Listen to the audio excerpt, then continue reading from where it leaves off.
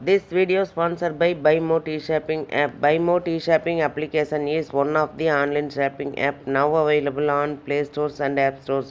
இது எதுக்காக கொடுத்துருக்கோம் அப்படின்னு வந்து பார்த்தீங்கன்னா, இந்த BuyMo T-Shoppingல போய் நீங்கள் ஷாப்பிங் பண்ணும்போது கண்டிப்பாக பொருள் வந்து தரமானதாக நியாயமானதாக கண்டிப்பாக இருக்கும். இது வந்து நீங்கள் அமேசான் ஃப்ளிப்கார்ட்டில் ஆர்டர் பண்ணுறதை விடவும் இது வந்து விலை குறைவாக கிடைக்கும். கண்டிப்பாக கம்பேர் பண்ணி பாருங்கள், கம்மியாக கிடைக்கும். அதே மாதிரி இதோட லிங்க் வேணும்னா நான் வந்து டிஸ்கிரிப்ஷனில் கொடுத்துருக்கேன். அந்த டிஸ்கிரிப்ஷனில் போய் டச் பண்ணிங்கன்னா அந்த லிங்க்கை டச் பண்ணும்போது நீங்கள் ப்ளே ஸ்டோர் போகும். அதை வந்து டவுன்லோட் பண்ணி நீங்கள் வந்து உங்களுடைய ஆர்டரை நீங்கள் வந்து எடுத்துக்கலாம்.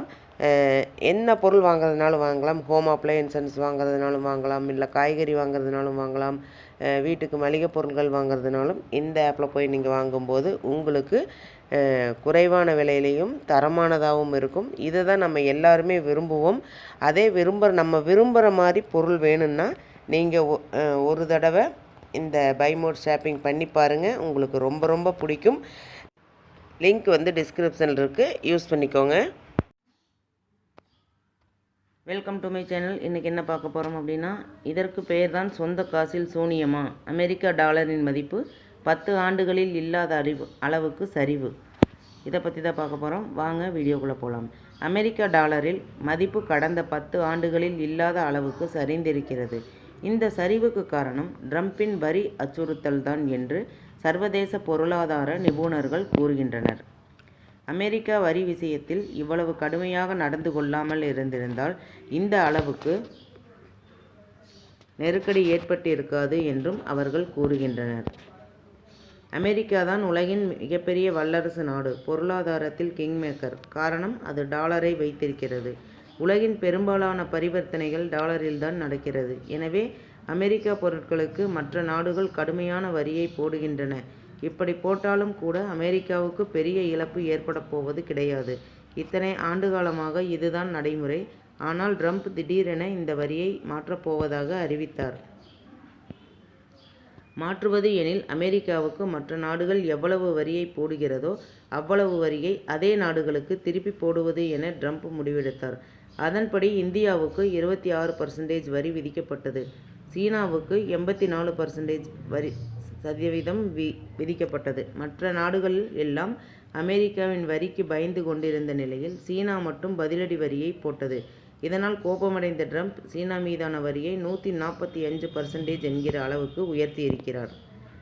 பதிலுக்கு சீனாவும் 125% வரியை அமெரிக்க பொருட்கள் மீது போட்டிருக்கிறது. வரிப்போரில் வெற்றி தோல்வி என்று ஒன்று கிடையாது. கௌரவத்திற்காக மாறி மாறி வரியை போட்டுக்கொள்ளலாம். ஆனால் இதை புரிந்து கொள்ளாத ட்ரம்ப் நிலைமையை மேலும் சிக்கலுக்குள் தள்ளியிருக்கிறார். எனவே உலகம் முழுவதும் பங்கு சந்தைகள் சரிந்தன. அமெரிக்காவில் கடந்த 2008ஆம் ஆண்டு கிரேட் டிப்ரெஷன் எனப்படும் மந்த நிலை ஏற்பட்டது. அப்படியான சூழல் அமெரிக்காவில் இப்போது உருவானது.